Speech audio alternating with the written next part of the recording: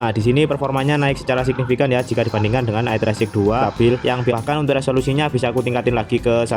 Dan bikin aku cukup terkejut adalah game Gran Turismo 4. Game ini terkenal dengan grafis yang berat dan harus menggunakan perangkat dengan spesifikasi tinggi.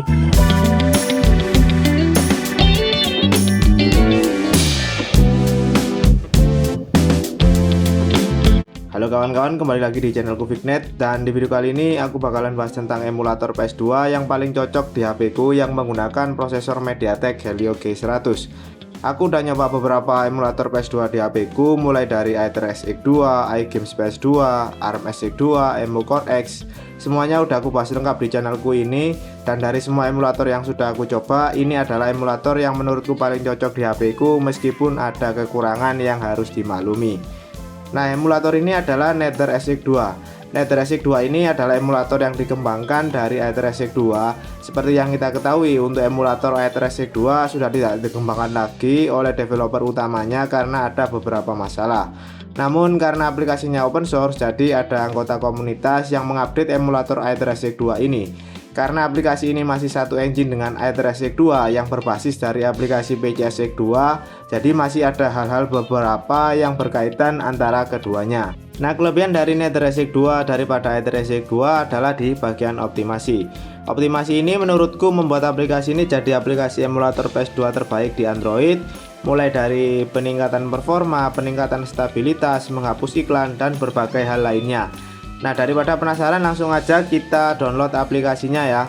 Kita masuk aja ke Google, kemudian kita klikkan Nether SX 2. Nah, di sini kalian harus pinter-pinter milih tempat untuk download ya. Di sini juga ada banyak website yang menyediakan APK dari Nether SX 2, tapi di sini aku akan download melalui forum GitHub-nya aja.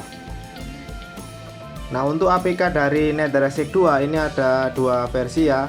Yang pertama adalah Nether SX 2 Classic dan juga Nether SX 2 Patch. Perbedaannya sendiri itu terletak di base versi iTraffic 2 nya ya. Jadi untuk Nether SX 2 Classic itu berbasis dari iTraffic 2 3668.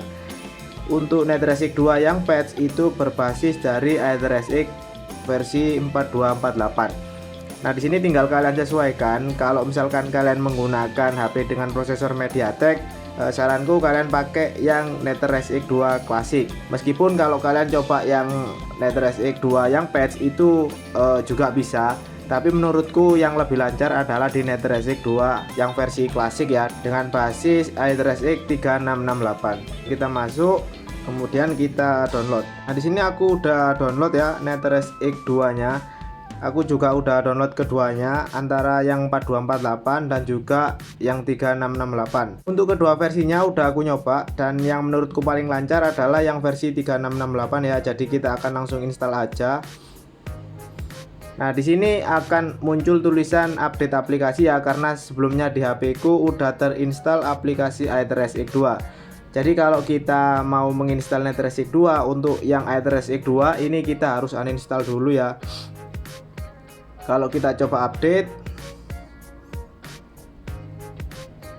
nah aplikasinya akan bentrok, jadi kita nggak bisa install Nether SX 2 dan iTraffic 2 secara bersamaan. Jadi untuk iTraffic 2 nya kita uninstall terlebih dahulu. Setelah teruninstall untuk iTraffic 2 nya, langsung aja kita install untuk Nether SX 2 nya. Tinggal kita klik install. Setelah itu akan muncul notifikasi aplikasi dari Google Play Protect ya, karena memang untuk APK dari Nether SX 2 ini kita nggak download dari Google Play, kita downloadnya dari luar. Jadi akan selalu muncul ya untuk notifikasi Google Play Protect ini. Di sini kalian langsung klik detail selengkapnya, kemudian langsung pilih tetap install. Nanti akan muncul konfirmasi, tinggal kita konfirmasi aja pakai sidik jari. Setelah itu untuk aplikasinya sudah terinstall di HP kita. Sekarang kita akan masuk ke aplikasinya.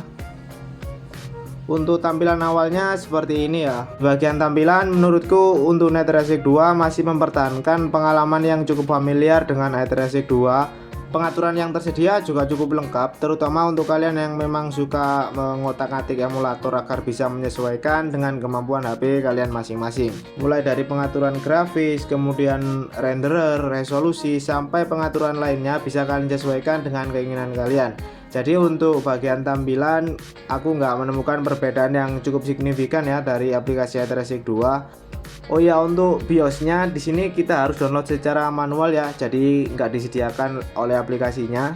Nah di sini aku akan langsung masuk ke settingan yang aku gunakan ya. Di sini untuk settingnya nggak terlalu banyak yang aku rubah sih. Cuma di bagian umum aku tampilkan FPS. Kemudian di bagian sistem untuk tingkat siklus EE di sini tergantung game yang kalian mainkan, tapi biasanya rata-rata aku rubah ke 130%. Untuk melewat siklus aku biasanya pilih yang underclock ringan. Kemudian untuk multi threaded VU1 aku aktifkan. Udah, di bagian sistem gitu aja. Untuk grafis karena aku pakai GPU Mali jadi aku pilih yang Vulkan. Resolusinya tergantung game yang kalian mainkan ya. Di sini aku standar aja di 1. Nanti kalau gamenya emang bener-bener lancar biasanya langsung tak tingkatin ke 1,5 atau ke 2. Kemudian untuk map mapping aku pilih yang dasar. Kemudian di bagian mode download perangkat keras pilih nonaktifkan readback. Nah setelah itu yang lain-lain biasanya nggak aku setting, karena yang menurutku berpengaruh paling signifikan adalah beberapa setting yang aku rubah tadi. Selebihnya itu nggak aku rubah ya, jadi tak biarin ke default aja. Nah sekarang kita akan masuk ke bagian performa gamenya. Ini aku bakalan main gamenya pakai controller DS4 atau stick PS4 KW. Dan nanti kalau kalian ingin juga, untuk link pembeliannya tak taruh di kolom deskripsi di bawah. Sekarang kita akan coba main beberapa game yang biasa aku mainin biar bisa ngerasain langsung perbedaan dari emulator ini.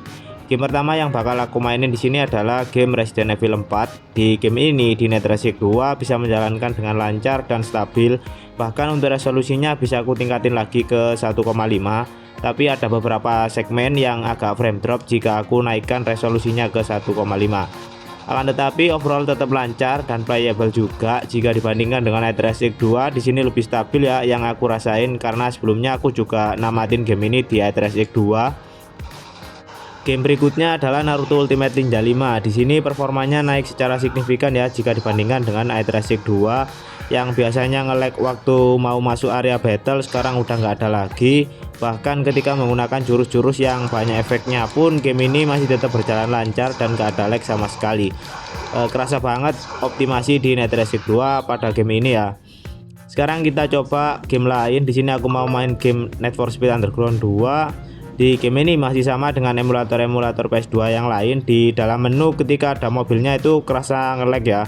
Di HydraSic 2 pun juga nge-lag, dan di NetResic 2 ini tetap nge-lag juga, tapi masih lebih mendingan lah. Jadi di sini aku anggap performanya udah mentok ya. Memang HP ku aja yang kayaknya nggak bisa main game ini dengan lancar, terutama di bagian menu ini ya. Namun ketika di area free roam atau arena balap, game bisa berjalan dengan lancar dan menurutku performanya nggak jauh beda dari HydraSic 2. Cuman dari segi suara di NetResic 2 lebih jelas, baik dari suara mobil, suara lingkungan, dan juga suara backsoundnya. Selanjutnya game yang aku mainkan adalah Sengoku Basara 2. Di game ini NetResic 2 mampu menjalankan dengan baik ya, resolusi 1,5 kali dan setting 60 fps masih kuat tanpa frame drop yang parah sampai mengganggu experience bermain. Cuman di area yang ada semburan api yang jadi agak nge-lag sedikit di gamenya, tapi overall masih lancar dan playable juga. Game terakhir yang akan aku coba dan bikin aku cukup terkejut adalah game Gran Turismo 4. Game ini terkenal dengan grafis yang berat dan harus menggunakan perangkat dengan spesifikasi tinggi. Namun di sini game ini berjalan dengan cukup lancar di NetResic 2. Aku ada nyoba beberapa emulator PS2 buat main game ini di HP ku dan gak ada yang playable kecuali emulator NetResic 2 ini. Ternyata di MediaTek Helio G100 kuat ya untuk main game Gran Turismo, meskipun kita harus kompromi dengan resolusi gamenya yang nggak bisa dinaikkan lagi. Tapi lumayan lah masih bisa main game ini. Aku jadi tertarik mau main mode karir di game ini. Nah pada bagian fitur, NetResic 2 juga masih terasa familiar ya bagi pengguna NetResic 2. Fitur-fitur umum seperti save state, pengaturan grafis, kemudian untuk gamepad, memory card, dan berbagai opsi konfigurasi lainnya juga tetap tersedia. Jadi dari sisi fitur untuk NetherResix 2 ini gak memiliki perbedaan yang cukup signifikan ya. Kalau kalian sudah terbiasa dengan NetherResix 2, kemungkinan besar kalian juga terbiasa dengan menggunakan NetherResix 2. Sekarang kita akan bahas kelebihan dan juga kekurangan dari NetherResix 2 ini. Kelebihan yang paling jelas adalah dari segi performa yang lebih cepat dan juga lebih stabil serta optimal menjalankan berbagai macam game PS2. Kemudian aplikasinya nggak ada iklan dan juga nggak ada fitur langganan. Akan tetapi tentu aja NetherResix 2 bukan berarti tanpa kekurangan ya. Satu hal yang menurutku cukup merepotkan adalah emulator ini tidak tersedia di Google Play Store. Begitu juga dengan NetherResix 2. Jadi kalau kalian ingin menggunakannya, kalian harus mendapatkan aplikasinya melalui sumber lain seperti di forum GitHub. Karena itu kalian harus berhati-hati ketika mencari dan mengunduh aplikasinya. Jangan sembarangan mengambil APK dari situs yang tidak jelas. Pastikan kalian mendapatkan file dari sumber yang benar supaya tidak salah mengunduh aplikasi yang sudah dimodifikasi atau bahkan aplikasi yang berbahaya. Jadi apakah NetherResix 2 lebih bagus? Nah, setelah semua pengujian tadi, apakah NetherResix 2 benar-benar lebih bagus performanya dari NetherResix 2? Kalau berdasarkan pengalamanku menggunakan MediaTek Helio G100, aku pribadi lebih condong ke NetherResix 2 ya. Alasannya bukan karena tampilannya lebih bagus atau fiturnya lebih lengkap. Justru dari pengujian yang aku lakukan, performanya terasa lebih stabil dan FPS-nya juga lebih tinggi di beberapa game yang udah aku coba. Jadi kalau fokus kalian adalah performa emulator PS2 di Helio G100, NetherResix 2 menurutku udah layak banget untuk dicoba. Jadi itu pengalamanku mencoba NetherResix 2 di HP ku dengan menggunakan prosesor MediaTek Helio G100. Dari segi tampilan dan fitur memang tidak terlalu beda jauh ya dari NetherResix 2. Tetapi dari pengujian yang aku lakukan, NetherResix 2 memberikan performa yang lebih stabil. Tapi sekali lagi ini adalah hasil pengujianku di HP yang berprosesor MediaTek Helio G100. Kalau kalian menggunakan chipset yang berbeda, mungkin aja hasilnya berbeda juga ya. Nah, kalau kalian pengguna Helio G100, aku penasaran apakah hasilnya sama ya di HP kalian? Coba tulis di kolom komentar. Dan kalau kalian ingin coba emulator PS2 lainnya, boleh juga tulis rekomendasinya di komentar. Mungkin cukup ini aja videoku, jangan lupa like, subscribe, dan kita jumpa di video selanjutnya. Terima kasih.